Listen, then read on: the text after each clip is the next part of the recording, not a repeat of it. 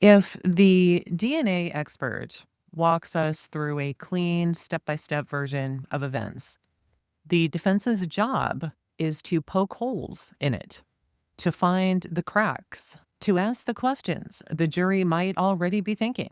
Who collected this evidence? When? And can we trust what was done with it afterward? This is the defense's first chance to push back against John Ertl's testimony.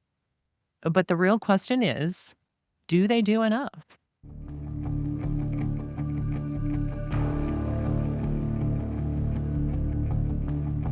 Welcome back to Beach House 34. I'm Christine Worth, and you are listening to episode 23 of our ongoing trial reading of the Stephen Avery trial. Last time, we sat through direct testimony from John Ertl, the state's DNA expert, as he walked us through his role in the early stages of evidence collection. From Teresa Halbach's RAV4 to burn barrels to suspicious stains in Stephen's garage. On paper, it sounded like standard procedure. But underneath it all, there were plenty of gaps. Who handled what first? Why were certain steps skipped? And whether distractions, like the car crusher, were staged while the real evidence was moved. And now the defense finally gets its turn. Will the defense tear into those discrepancies, or will they let another opportunity slip away like they did with the license plates? Let's get into it. John Ertl is still on the stand. And of course, it's the defense's turn to start asking questions. Attorney Buting takes over and begins. Good morning, Mr. Ertl. Good morning. You have an interesting background. And what I would like to do is introduce your curriculum vitae, or I'm not sure exactly what you call it, statement of qualifications. See if you can identify that for us. Yes, that's Exhibit 159, and that is a statement of your qualifications, your training, and experience. Is that right? That's right. Okay. I will leave it here in case you need to refresh your recollection on it. And by the way, you were referring to some notes? Yes. You mentioned that could I see those, please, so that I may just show me what it was you were refreshing your recollection with? I have my case notes. I believe you have those, my reports. And this is a sheet I just wrote up last night while I was. Okay, thank you.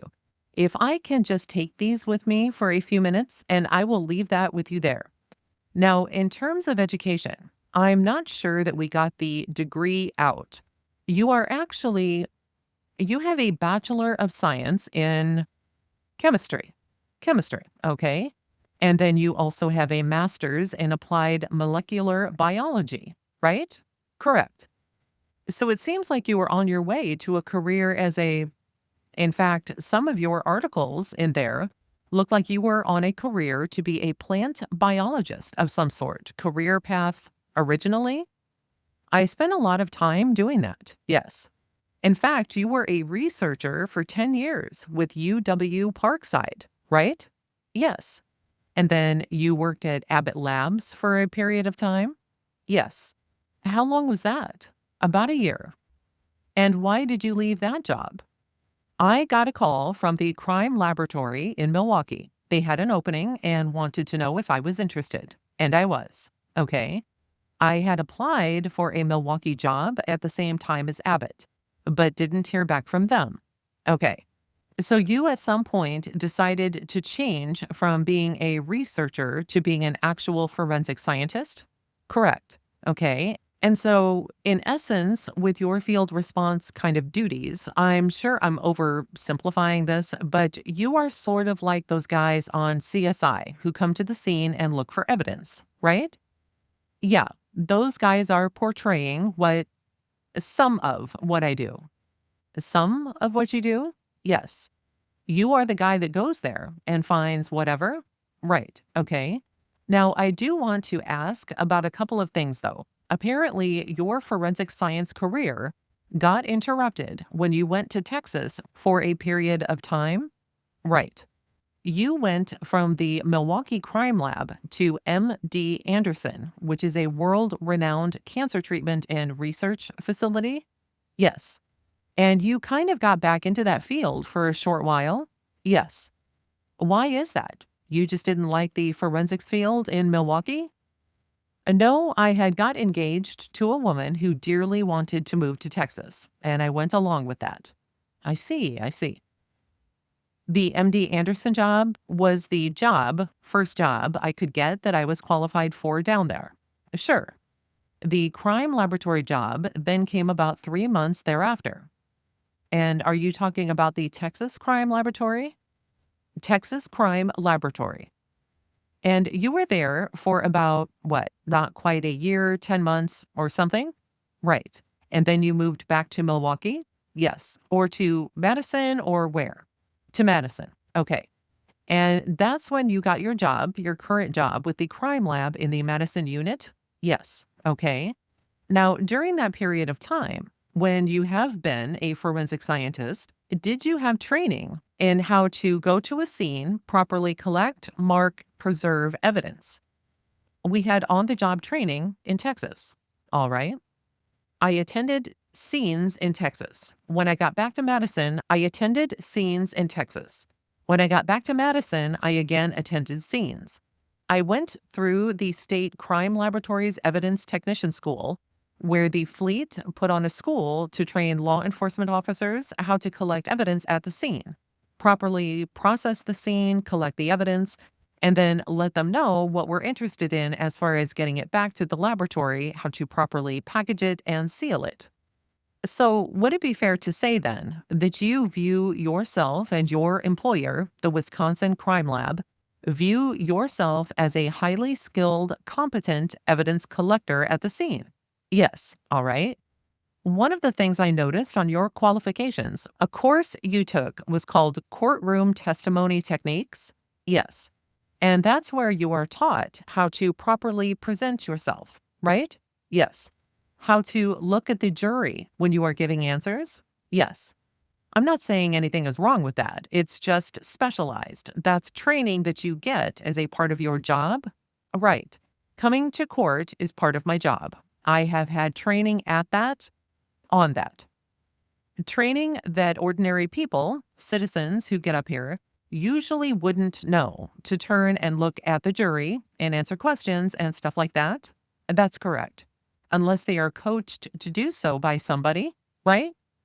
Attorney Fallon then says, objection to the term coached to do so. The court says, sustained. Attorney Fallon says, ask that it be stricken. The court will order that it be stricken from the document. And then Attorney Buting continues.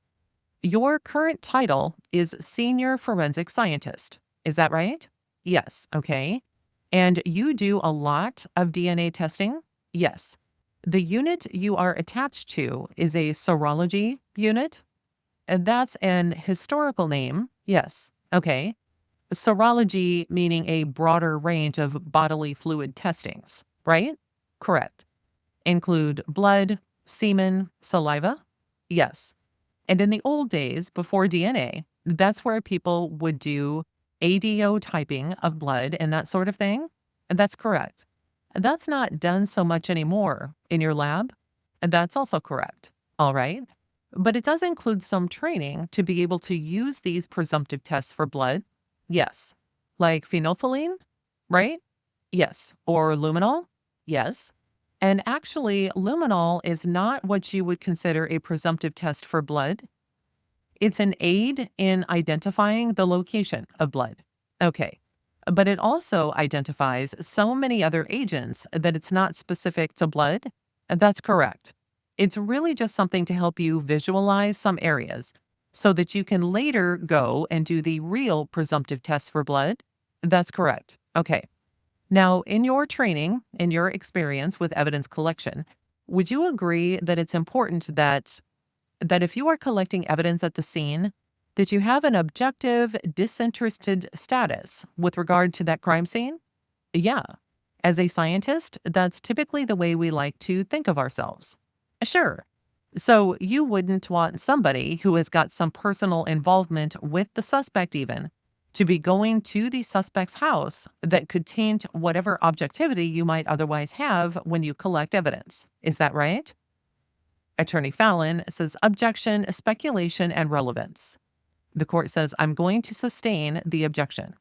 Attorney Buting then continues. Let me ask it this way. As part of your training and your experience with the crime lab collecting evidence, are there any kind of rules that say only disinterested parties should collect evidence at a scene? I think there are.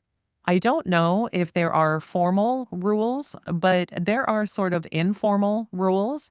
I have not ever had it come up with in regards to a scene, but cases that are submitted to the laboratory. If an analyst happens to know the suspect or the victim or even their relatives, they will excuse themselves and ask not to be involved in that case. Sure. And that's just common practice, custom and practice in your lab, right? Yes. And with regard to collection of scene material, biological type material that may have DNA in them, there's a very specialized, well, I shouldn't say that, but there is a specialized training to go through that people go through in order to collect that kind of evidence. Yes, there is. DNA evidence, although it's very helpful to scientists, it also has the drawback that it's very sensitive and potentially contamination can affect the results, right? I believe that's a possibility. Okay. And for instance, you know how DNA processing works. But one of the things that's so good about DNA is that you can get profiles from very tiny little amounts of DNA that may be left at a scene, right? That's true. And the way that's done is you take what otherwise would be a very tiny amount, and then it's amplified, it's multiplied through this process in the lab to the point where it's testable. Correct? That's true. And so when it's in that very small stage or status, if it's contaminated in some way, then the contaminant is multiplied along with it, right? Yes, it is. So that has a great potential then to give you unreliable results if that would happen. I would agree. And should that happen, should some evidence come to your lab that's been contaminated at the scene, you wouldn't necessarily know that when you do the test, right? That's correct.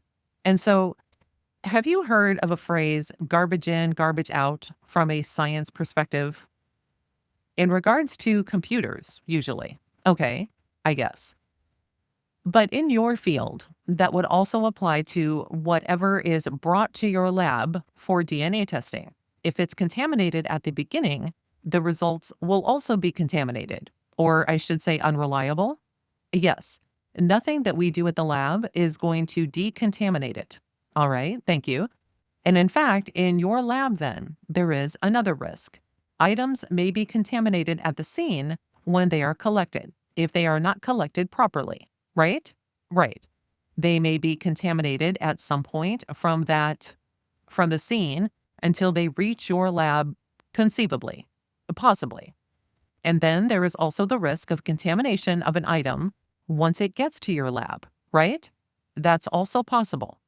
In fact, during the test process, contamination may occur in your lab. Yes.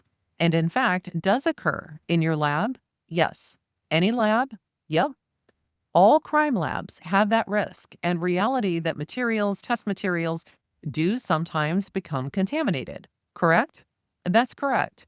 And in fact, that's something that's of such concern to your lab that you keep a record of such contamination incident whenever it's discovered?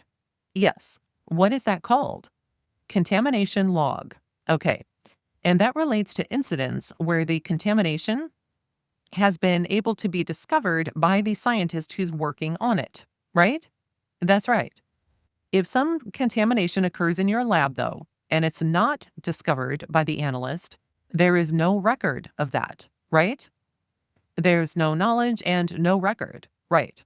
All right. Now, sir, you mentioned that you were on November 4th or 5th. I'm going to direct your attention to that, the first day You said your answering service got a call. Did you actually speak directly yourself with Detective Remaker? Yes, I called him back. Okay. And he gave you what information at that point? Attorney Fallon says, objection, hearsay. And Attorney Buting says, not for the truth of the matter, simply to establish what his perspective was. And the court says, I think before I can rule on the objection, I have to hear the answer to know the nature for which it's being offered. And then the witness answers. He told me his name, what agency he was with, that he was working in conjunction with another agency and with the state agency, and that he was requesting our assistance with regard to a missing persons case. And he told me the location of the place, and he told me who owned the property. And then you said by the time you arrived, it was about 4 o'clock? I believe so. Are you sure of that? I'm not real good at keeping track of time in my head. And you now have my notes on times I will give those back to you, sir, at the scene. I'm sorry. I will make notations as I do things throughout the day, and I will note the time. Sure. Take your time and refresh your recollection, if you will, please. Yes. Arrived at the scene at 4 p.m. All right. And the first place you went, though, was to the command post. I think you described it as a fire truck with a canopy over it. Yeah. And was that down at sort of the entrance to this salvage yard area where there were some business buildings and that sort of thing? It was just before that. Before you even got to that, you said? Yes. Right down along Avery Road? I would say where Avery Road first forked. Okay. And you spoke with Mr. Wiegert and Mr. Fassbender, right? Yes. Was anybody else briefing you at that point? And not really briefing me, but when we first arrived, you go through a checkpoint, tell them who you are, who's in the vehicle with you, and they record that. And then you are directed to go down the road to where you see the fire truck. And then someone met us there. I don't know who. I told them who I was with, who I was looking for at that point, Detective Remaker. And then I was directed to under the canopy next to the fire truck. I was introduced to Investigator Wiegert and Tom Fassbender at that point, but there were many other people present. Sure. And then did you go down from that point directly to where the RAV4 had been located? Yes. So how long would you say how long would it take from when you got there at 4 o'clock until you got to the spot where the RAV4 was? 15 minutes maybe? 15 minutes to a half an hour. Okay. And when you got there, the RAV4 was no longer covered with a tarp? That's correct. Attorney Buting then says, Counsel, could you please put up that photograph? Attorney Kratz says, I have been unplugged. Attorney Buting says, we're still not set up, right? Attorney Kratz says, can you use the Elmo? Attorney Buting says, no, I would like to use this, please. And then Attorney Buting continues. You are sure, though, that the vehicle was not covered with a tarp when you first arrived? They were in the process of removing the tarp. The tarp was present. I was told that some of the branches that were now lying on the ground had been on top of the vehicle but fell off when they had pulled the tarp. Okay. But I don't believe I was present for the unveiling. You don't recall ever seeing the vehicle completely enclosed, covered with this tinted tarp thing? No, I don't. All right. The court then says, members of the jury, at this time, I should let you know that the technical problems we have been experiencing are not the result of any actions by either party to this action. And I'm told that, hopefully, over the noon hour, they are going to be addressed and things will be cleaned up. Attorney Buting then says, we hope. I believe 144 exhibit. I don't know if you have it marked yet. 80 or 81 would do fine. And then Attorney Buting continues. All right. We'll come back to this in a minute. He's going to have to reboot the thing and get us in a position where you can to look at this photo. So I will move on. We'll come right back to that in a few minutes. You, I believe, said that you took some photographs that we saw, right? One of the first things you did was take photographs? Yes. and looked at the debris and things that were piled up against it to see if there might be any biological evidence you could collect? Yes. And did you remove that debris at that point? Yes. So you actually moved the Rambler hood away completely? Yes. And that fence post we'll show you in just a moment, but we have seen it many times already. That sort of fence post that's leaning up against the right of the car, that was pulled away? Yes. The branches were uncovered and there was no verbal response. And then Attorney Buting says, "Could we have a quick sidebar, Your Honor?" And the court says, "Sure." The sidebar is taken. And then Attorney Buting continues his questioning. "All right, Mr. Ertl, during the break, we were able to get this exhibit that we saw yesterday, Exhibit 143, up on the screen for you. Do you see this area in the center of the screen where there appears to be something covered by a tarp?" "Yes, I do." "Did the RAV4 look like that to you when you first arrived?" "No." "You never saw it in that condition at all?" "No." Attorney Buting then says, "Counsel, could you just minimize it back to the desktop and then show us again the electronic signature for that, please?" And then he continues his questioning. "Can you see that counsel has put his cursor over this photograph now? I don't know if you can read that. It says date picture taken 11/5/2005 at 4:16 p.m. Yes, all right. Now it's your testimony that you got to the scene of this RAV4 right around 4:16 or 4:15 p.m., right?" "I arrived on the scene around 4 p.m. 15 minutes to a half hour later, we were escorted down to the RAV4. "Well, if it was 4:15 when you got to the RAV4, then the date or the timestamp on this particular photograph is either an error or your memory is an error, right? Because it wasn't like that when you got there." "Well, I gave you a window of time. I'm not saying I arrived at 4:15. I do not know that. I estimated roughly 15 minutes to a half an hour talking with the investigators under the canopy. I don't have a record of exactly when we proceeded to the RAV4. All right. And you mentioned that it was sort of misting at that point, but it wasn't really raining very hard or not at all?" "Yes." Had it Did it appear that it had been raining before you got there?" "It seemed to have been. There were puddles." "All right. So tell me for a minute, maybe I misunderstood the sequence here. At some point, you talked about it being lightning and very dramatic, I think were your terms?" "Right." "When was that?" "That was near the time we were leaving.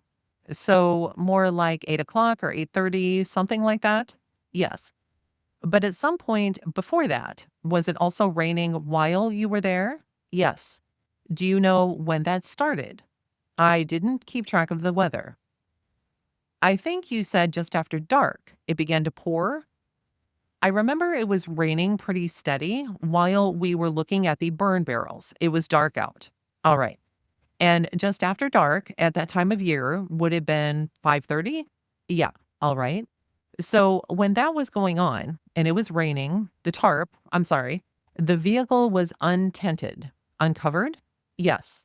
"And you testified you did not stay with the RAV4 that entire time you were at the scene. You moved around to different locations, right?" "That is correct." "Your partner, Mr. Chong, is that how it's pronounced?" "It's pronounced many ways. I say Shang. He says more like Zhang." "Zhang. Okay. Does Mr. Zhang also have field response training?" "Yes, he does." "Does he also have training in collection of evidence?" "I believe he does. He's been at the lab much longer than I have. He's been on field response much longer than I have." "All right. I don't know the extent of his training. In fact, his responsibilities are more field response than yours typically are, right?" "No, he's a toxicologist normally." "Oh, I see." "So the way it works for field response is they take different people from different units who are willing. Willing, all right. Anybody ask you to go in Stephen Avery's residence that first night, November 5th? I don't believe so. You and your partner, Mr. Zhang, would certainly have been qualified evidence collection team to go into Mr. Avery's residence, wouldn't you, that night? Yes. This is Saturday, November 5th, correct? Yes. And so there's no reason why Mr. Fassbender couldn't have used you and Mr. Zhang to search Mr. Avery's residence on Saturday night instead of the people that he did use, right? He could have. And you actually have a master's degree, right? In molecular biology. Okay. And years of experience as a crime lab field response analyst, right? Yes. And instead, Mr. Fassbender had you going around and taking photographs and looking through garbage. Isn't that right? Attorney Fallon says objection, argumentative. The court says sustained to the form of the question. Mr. Buning continues. In any event, no one asked you to go into Mr. Avery's house or garage that first night, November 5th, 2005? That's true. And while it was raining very hard, you obviously couldn't do much outside. Right. We were basically waiting for the wrecker crew and the trailer to arrive. So you had time to kill. And rather than use you to search Mr. Avery's residence, they directed you to a golf cart, right? Yes. And I think there was there were some burn barrels, right? Correct. And by the way, that golf cart, I just want to make it clear, that was in a completely different building. You mentioned a shed or something? Yes. Business building? Yes. And these dark stains that you found, you did test, and they proved not to be blood, right? Correct. Sometimes on something that may be reddish brown in color, may look to the human eye as possible blood. But when you later test it with one of your presumptive tests, you find otherwise, right? That's correct. And that happened a number of times in this particular case. Yes, it did. And when you went back to the scene with the wrecker, after that was completed, around 8:30, I think you said? Yes. Mr. Fassbender told you that your services weren't needed anymore for that night, right? It wasn't immediately thereafter, but yes, eventually around 8:45. He didn't tell you that there was a search ongoing right that moment in Mr. Avery's residence, did he? I didn't know that. Didn't ask you to go assist the people that he selected to do the search of Mr. Avery's residence, did he? No, he didn't ask that. Okay. And you certainly would have been available, right? You testified to that? Yes. You also mentioned that when you got to the area of the RAV, there were some other officers or other people around? Yes. But you don't know what the circumstances of the access to that RAV was before you arrived on scene, right? No, I don't. That's not something in your knowledge. So you don't know, really, what, if anything, happened to that RAV before you arrived at 4:15 or so? That's correct. Okay. Now, Sunday, November 6th, is when you arrived, and you went all the way back to Madison the prior night, and it's about a 4-hour drive. Is that right? It's about a 3.5-hour drive, but the drive back, due to the reaction of the trailer, we weren't able to go over 50 miles per hour. Okay. So it took closer to 4.5 hours to get back. All right. But actually, I'm on Sunday now when you are coming back. Okay. So you drove up and you got back to the Avery salvage yard about 3:15 or 3:30. You said? Yes. And there were 3 areas that they wanted you to look at when you first got there, right? That's correct. And none of these 3, when you first arrived, included Mr. Avery's residence or the detached garage next to Mr. Avery's residence, did it? No. Instead, they sent you off to this quarry, a gravel, I don't know what you want to call it, to the east of Avery Road, right? Yes. Attorney Buting then says, I don't know if we have a photograph of that layout. Maybe we could identify where this is. Counsel, do you know if you have one of those areas? Attorney Kratz says, I don't know what you are asking for. Attorney Buting says an aerial photograph far enough out to show this east of the Avery Road area. Actually, let me see the book. Attorney Kratz says maybe 86, counsel? Attorney Buting says, I don't think 86 goes out far enough, but we could try that. Let's see. How about 85? Put that one up. Or even better, 91. 91 shows it, I think. Attorney Kratz says 91 is a diagram. Attorney Buting says 92. 91 is a, I will show you. And then Attorney Buting continues with his questioning. All right. We have got Exhibit 91 on the screen. If you could just orient yourself for a moment with that, if you can. Okay, I have got it. Is this the gravel area that you were first sent to on this photograph? Yes. Could you please point at it with the pointer? It was right about in there. Okay. Record should reflect left side, upper left quarter of the screen is being pointed at. And looks like a whole excavated block almost. Yes, it was a quarry. Attorney Fallon then says, Your Honor, if counsel is willing, I believe it will be, or we could stipulate that it will be identified as Michael's quarry. Attorney Buting says, Michael's, Michels. Attorney Fallon says, I believe that's correct. Attorney Buting says, that's fine. The court says, parties agree. Attorney Kratz says yes, and the court says, very well. And Christine here, just after reading that, I had to go figure out how to pronounce this because of the way it's spelled. There's no A in there, so it's not Michael's. I believe it is pronounced Mickles. So from now on, it will be Mickles. Let's continue. Attorney Buting then continues his questioning. All right. And then at this, there was some searcher had apparently been there before because there was was it an orange flag or something?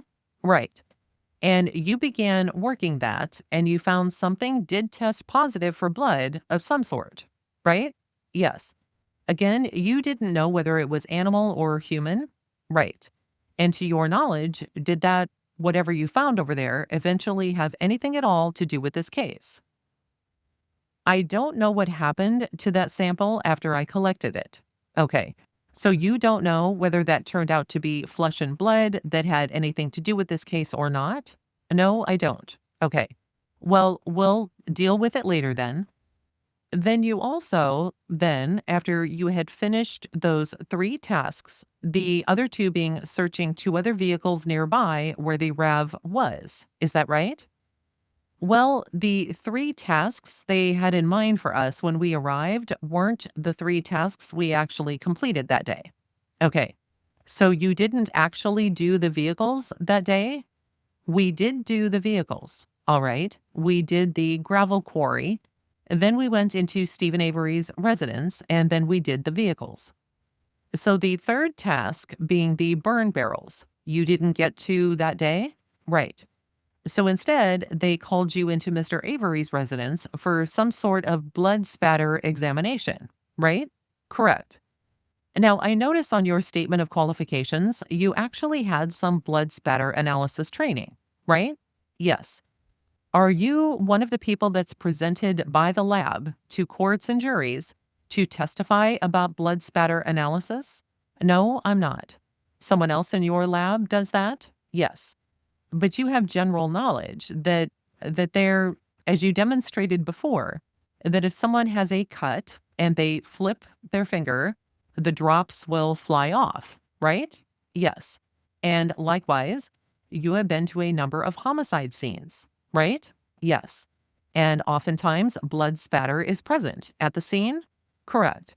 And there's such a thing as high velocity blood spatter, right? Correct. And that's something that's often found when someone is shot with a gun, correct, right? The speed of the bullet, without being too graphic here, but causes blood to fly off at a high velocity when it hits a wall or ceiling or whatever, an object. It leaves a pattern that can be distinguished from other types of spatter, right? Correct. And when you went to Mr. Avery's residence, you saw no such high velocity spatter, right? Correct. And when you looked in his garage, you saw no high velocity blood spatter, right? Correct. And then there's also other types of spatter, lower velocity. Like if there's a beating and someone is bleeding, head jerking back and forth, something like that, right? Correct. And then there's also something called cast-off spatter, right? Correct. And that would occur if somebody is taking a knife, if someone is, let's say, laying on a mattress, a victim is laying on a mattress, a victim is laying on a mattress and being stabbed repeatedly with a knife. As they come up and down, the knife may cast off blood spatter, right? Yes. And you saw no evidence of that in Mr. Avery's residence, did you? No, I did not. And you saw no evidence of that in Mr. Avery's garage either, did you? That's correct. And none of this low velocity stuff that I talked about that can be from when someone is being beaten either. Right. No blood spatter at all in Mr. Avery's residence of any kind. Just blood stains, no recognizable patterns. Right. And those blood stains were scattered, more isolated, right? There were a grouping in the bathroom and then the entry door directly across the hallway from the bathroom. Okay. One spot? I would say the other one on the other door would have been more isolated from those. Okay. And the ones on the couch were near the second entry. But for instance, the ones in the bathroom, there's one on the floor, right? And not just one, but several. Okay. And also one on the sink, some in the sink, some on the vanity. All right. Consistent with somebody who may have cut their finger or cut themselves shaving in a bathroom? Possibly. The ones on the floor and the vanity looked like they had been diluted down with water. So, yeah, cut yourself and then cleaned up. Okay. But still there where you could see them? Yes. In fact, it was obvious to you that somehow you were informed that all of those had been sampled prior to your arrival on Sunday evening, November 6th? No, not all of them. Okay. Some of them had apparently, though, right? The ones on the entry door in the bathroom had. The one on the floor? None in the bathroom had been sampled yet. Okay, all right. So you identified the ones in the bathroom that had not yet been identified, but the other ones had been identified and sampled before, except for the ones on the couch and the second entry door. Well, the ones on the couch, you didn't notice that night. I thought that was later. We're just talking about Sunday night for now, okay? Okay. So the ones on the entry door across from the bathroom had been sampled previously. The one on the other entry door and the ones in the bathroom had not. Okay. So you went to the entry door of Mr. Avery's bedroom and looked at that? Yes. That area? Did you actually go inside of his bedroom? Yes. Did you see a Toyota key sitting on the floor in plain view? No, I didn't. Did you see a key anywhere in that bedroom on the night of November 6th? I don't recall seeing any keys. I wasn't looking for keys. You talked about trace evidence as being things like fibers and hairs and those sorts of things, right? And that's correct. Trace evidence can also occasionally be left just by handling something, correct? Sure. If you know, if you are not, if it's beyond your qualifications, just please tell me. Well, you could consider DNA as trace evidence, and that can be left by just handling items. And particularly if somebody uses an item daily, one would expect handling something daily that there would be their DNA left on there, right? Yes, such as a car key? Sure. As somebody who had a car key for 5 or 6 years, handling it every single day, if you were to test that in your lab, you would likely find their DNA, wouldn't you? I would think that would be a good possibility, unless somebody had wiped it off, cleaned it up in some way before you got to it, right? Yeah, okay. Now, you mentioned that Mr. Cates was with you also on Sunday evening, correct? Correct. And his specialty is fingerprints? Yes. Was he asked to look in Mr. Avery's residence to see if there were any fingerprints of note? No, we were sent in mostly to look for blood spatter pattern. But as a fingerprint analyst, when he sees a fingerprint, he will look at it. If someone is wearing gloves, they may not leave fingerprints, right? Correct. But if someone is not wearing gloves, they might very well leave fingerprints when they touch items, right? Yes. And for instance, let's go to the RAV4 a minute and imagine that this is the hood, this desk right in front of you. All right? Okay. To open a hood such as the RAV4, which you know how to do that, right? Well, if it's like my car, you have to pull a lever inside the vehicle. Right. Okay. That releases it a little bit. Then you have to reach in under the hood, sure, and release another lever. So then you release another lever, and then your fingers in some way come in contact with the hood as you lift it, right? Right. And let's talk about the tailgate of this RAV4 a moment, okay? You looked at that carefully. Attorney Buting then says, "Do you want to put up that exhibit for me for a moment, please? It's Exhibit 29."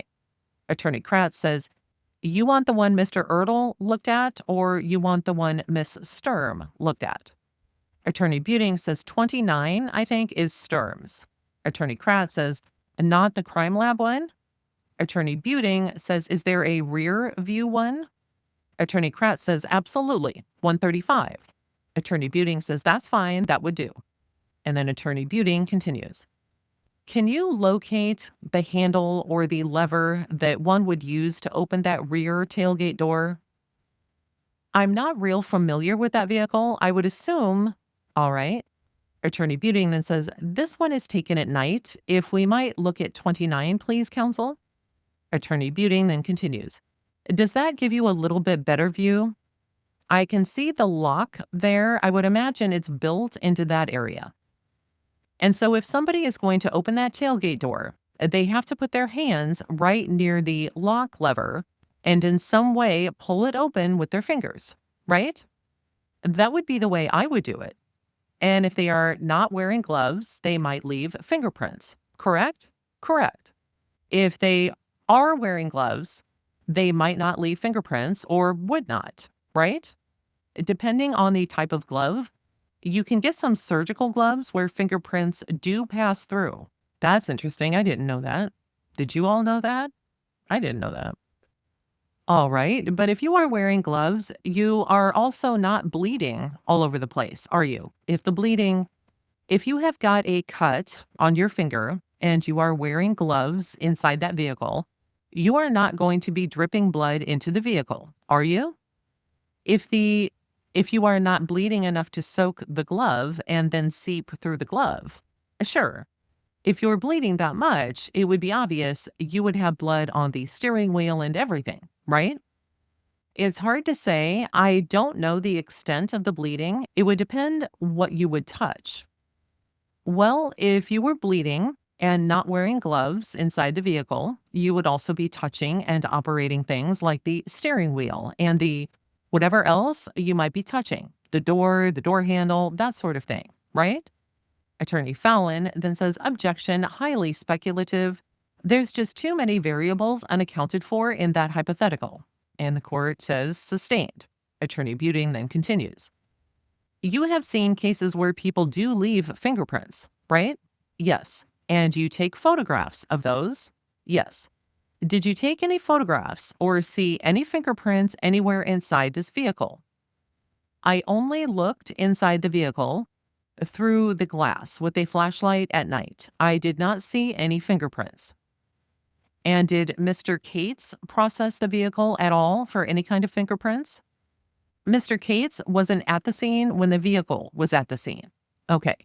So there was no fingerprint processing done of the vehicle at the scene, right? That's correct. That would have occurred later at the crime lab? Correct. All right. Well, we'll talk with those people later.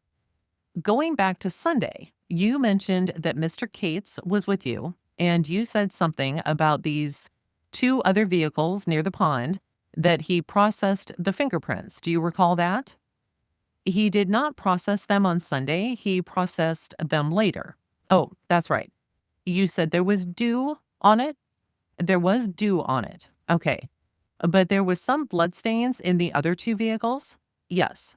And these are the two vehicles that were junk salvage vehicles, right? Yes. many of which get there because they had been in automobile accidents, right? I assume so, yes. Where sometimes people are injured and bleeding, right? That's correct. So that might, in fact, account for the blood that was in those other two vehicles, right? Yeah. I got that impression when just thinking about the number of sites the cadaver dogs were interested in, and then thinking about this as a salvage yard, and some of these vehicles were probably in accidents, and they may have been blood put in them at that point. Totally unrelated to this case? Correct. And to your knowledge, did anything that Mr. Cates found, either blood or fingerprints on those other two vehicles, have anything at all to do with this case? To my knowledge, I do not know. Okay. Now, November 7th, that's a Monday, right? Yes. Did you stay overnight in the area, I assume? Yes.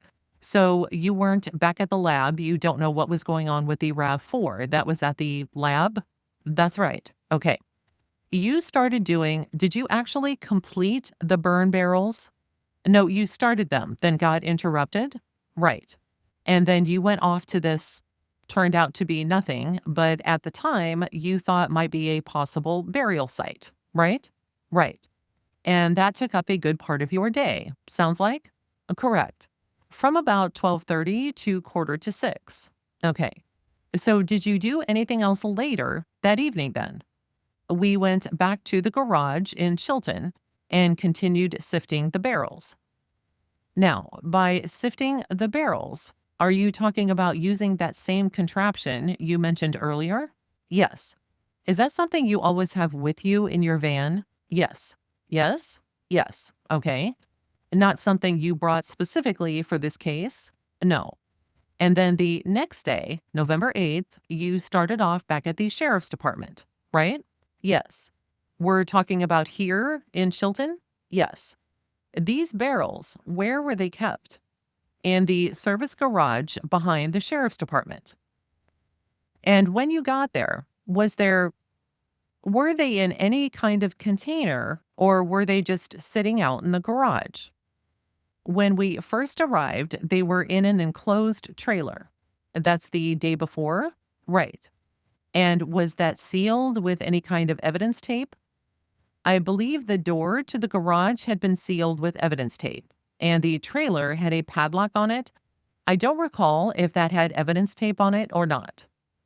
And there's no other door to the garage from the interior. This is a detached garage? Detached garage. Okay.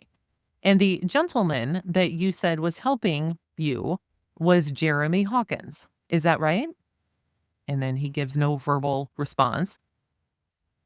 And to your knowledge, he is employed with Calumet County Sheriff's Department, right? Yes. And to your knowledge, he is certainly qualified to be evidence collection specialist, right? I believe he presented himself as their evidence caretaker. He is the main guy, right? I believe so. Did you see him out at the scene on November 5th? No, I did not. Or 6th? No. All right. This fifth barrel that you examined was on the morning of Tuesday, November 8th, correct? Correct.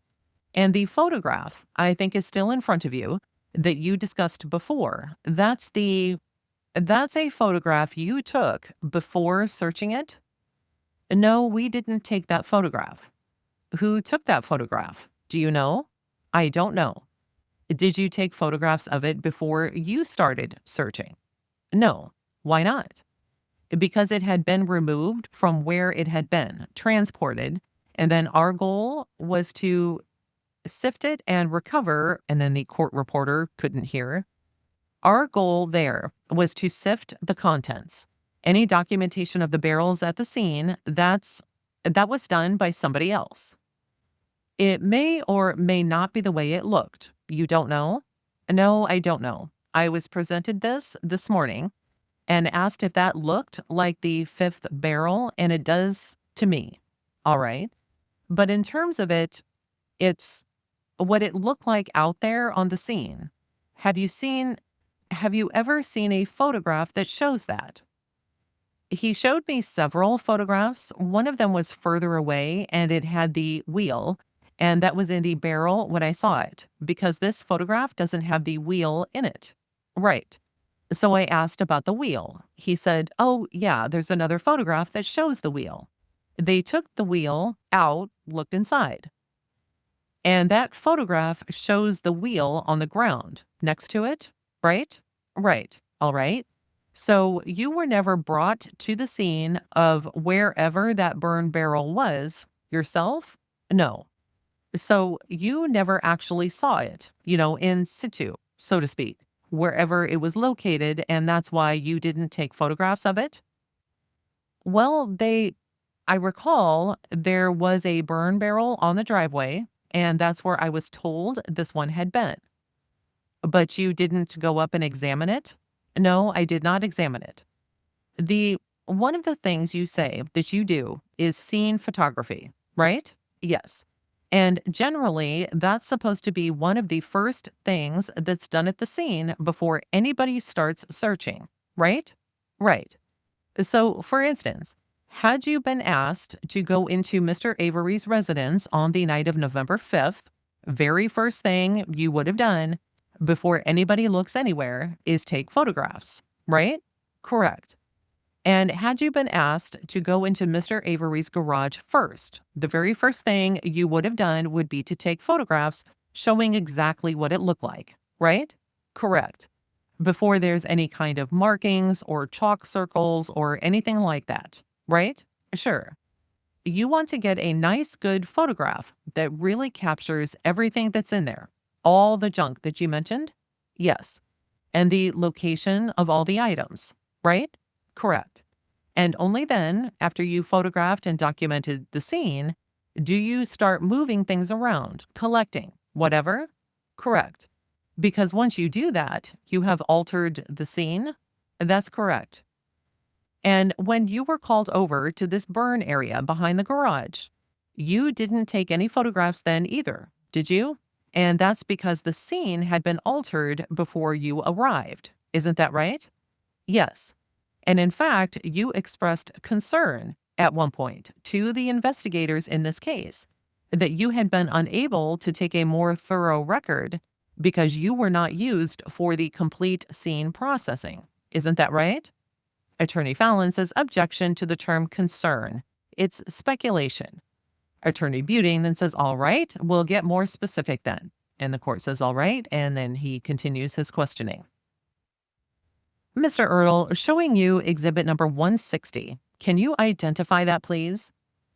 It's an email to and from Tom Fassbender and myself. He emailed me and I replied to him. All right. And in this email, I don't know that we need to put it up on the Elmo.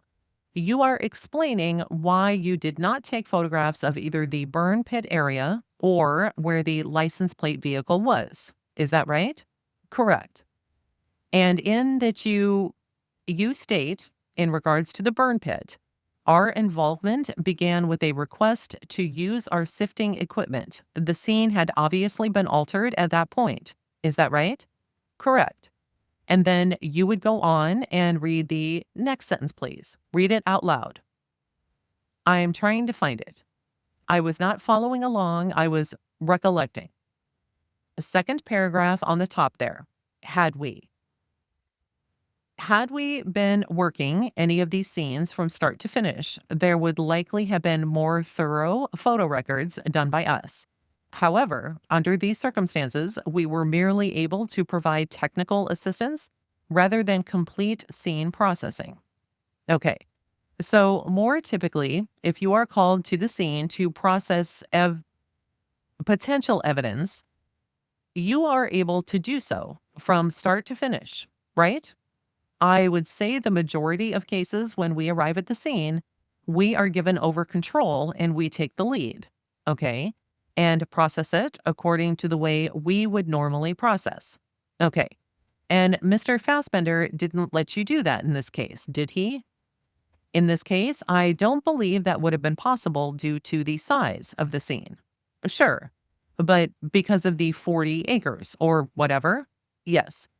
But with regard to this, Mr. Avery's residence, Mr. Fassbender didn't let you do that, right? He didn't request that we do that. By the time you went into Mr. Avery's residence, it was clear someone else had already been through it, right? Yes. And with regard to Mr. Avery's garage or detached garage next to his residence, Mr. Fassbender didn't allow you to do that complete scene processing there either, did he? Attorney Fallon says objection to the use of didn't allow. The question is, it's improper as to. Attorney Buting says, I will rephrase. The court says, thank you. Attorney Buting then continues. He didn't ask you to do that? He did not. Okay. And likewise, with this burn area, by the time you arrived, it was impossible for you to do a complete scene processing because someone else had been altering it, right? Correct. Attorney Buting then says, Judge, I have a lot to go yet. We may want to take a break. And the court says, all right, we'll take our lunch break at this time. And then gives the jury their instructions not to talk about the case. And so the jury is out of the room, and the court says, we're now outside the presence of the jury. You may be seated. I will indicate for the record, there was a request by the defense for a sidebar earlier, and that was for the purpose of raising an issue as to whether or not the defense had all of the pages from this witness's report. It's my understanding the parties are going to explore that issue over the noon hour. Attorney Strang, the other one of Stephen's defense attorneys, says, it's not really even an issue, Your Honor. I suspect that the state doesn't have the last 14 pages either, because otherwise we would. If it turns out that we both have them already, that's fine. There is no issue. I don't expect these will affect the cross-examination or that there's been any tendency to hamper the cross-examination if, in fact, we don't have. It's just the last 14 pages of the crime lab evidence log form. And the court says, all right. And I also asked if I had Exhibit 89 as I was coming back in here. Along those lines, counsel, there was a question raised late last week as to whether Exhibit 89 had been admitted. I checked with the court reporter from Wednesday, and he indicated toward the end of the day, I think the court asked if all the exhibits that had been marked were to be admitted, and there was no objection from the parties. But it's my recollection is that this may not be the only exhibit that's been marked, but was not intended by the parties to be admitted. So I would ask over the noon hour if you could go over your list of exhibits and make sure we determine whether or not there were any other exhibits that had been listed as admitted, but were not intended by the parties to be admitted. I think Exhibit 89 here may be one of those. We'll deal with that at the end of the day. Anything else before we break for lunch? Attorney Strang then says, I think the state prepared an order for Your Honor's signature on personnel records that we have requested. That order is in acceptable form to the defense.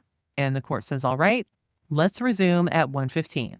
And at this point, noon recess is taken, and we are going to wrap up this episode.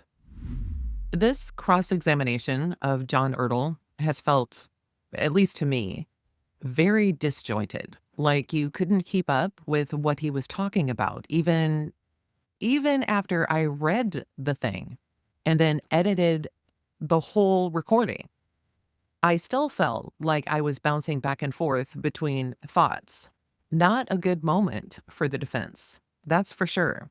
And if I was confused after reading it and then editing the whole thing, imagine how the jury must have felt just hearing it all. A few things do stand out, though. Let's talk about the timestamp on the photo. I know that they talked about this before in a previous episode, but honestly, a little more explanation from the defense would have gone a long way as to why this was important at all. The exhibit they refer to is number 143, and this shows the RAV4 still covered by a tarp. The timestamp on this shows November 5th, 2005 at 4:16 p.m. Ertl said he arrived at the location at around 4 p.m. He had to go check in, go to the command center, talk with people there, and then he estimated that he wasn't led over to the RAV4 for another 15 to 30 minutes. According to Ertl, however, he never saw the RAV4 covered with the tarp. So either the timestamp is wrong, and if the camera settings are off or had been altered, this could be a big deal. On the other hand, his memory could be wrong. If the timestamp is correct, it undercuts Ertl's timeline. If his memory is correct, then it suggests problems in how the state's evidence was being handled or presented in court. Then there's the issue of the hood of the RAV4. We learned in a past episode that the wrecker operator had to crawl underneath the vehicle to unbolt the drive shaft just to move it because the car was locked and they had no way of getting into it to put it into neutral. But then Ertl said in order to pop the hood, you would likely have to pull the lever inside the vehicle. This would require A, getting into the vehicle, and B, releasing the lever of the vehicle, which means the vehicle would have been touched somehow. This should leave fingerprints or DNA, right? If gloves were used to do this so as not to leave any evidence, then why? If they weren't used, why aren't we hearing about prints from these high contact areas inside the vehicle? And maybe we will. The questioning of Ertl isn't done yet. Third, Ertl confirmed that when he finally went into, or was allowed to go into, Stephen Avery's residence, he didn't see any blood spatter at all. Not high velocity, not low velocity, not any cast-off patterns. Just a few stains that looked like they could have come from something as simple as a cut finger in the bathroom.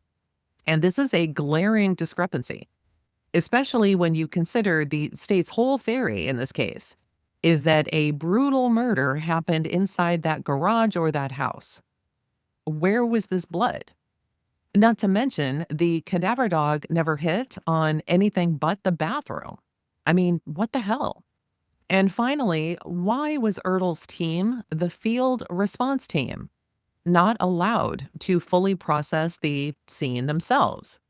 Normally, this team takes the lead on photographing, documenting, and then collecting. But in this case, by the time they were brought in, the burn area, the garage, and Avery's residence had already been altered. And what's so funny is that makes it sound like, oh, by the time they were brought in, like it was days later. This was the same day, right? This was the same day that all of this was taking place, November 5th. Ertl even wrote in an email to Fassbender that if his team had been used from start to finish, there would have been more thorough photo records.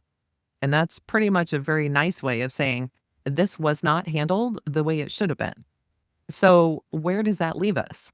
Well, the state is hanging a lot on its forensic evidence. DNA, after all, doesn't lie, right? That's the refrain. That's what we've heard over and over. But what happens when the collection, the chain of custody, and the documentation raise this many questions? Something feels fishy here. In the next episode, we'll see the defense continue trying to press those issues, and we'll keep asking the same question. If this investigation was so airtight, why does so much about it feel so sloppy? Thank you all for listening. I'll be back soon with the rest of Ertl's testimony. And when he's done, we'll hear what Kathleen Zellner, Stephen's post-conviction attorney, had to say about Ertl's testimony and the issues that came from that. Don't forget to like and subscribe by clicking below, and we'll talk soon. Bye for now.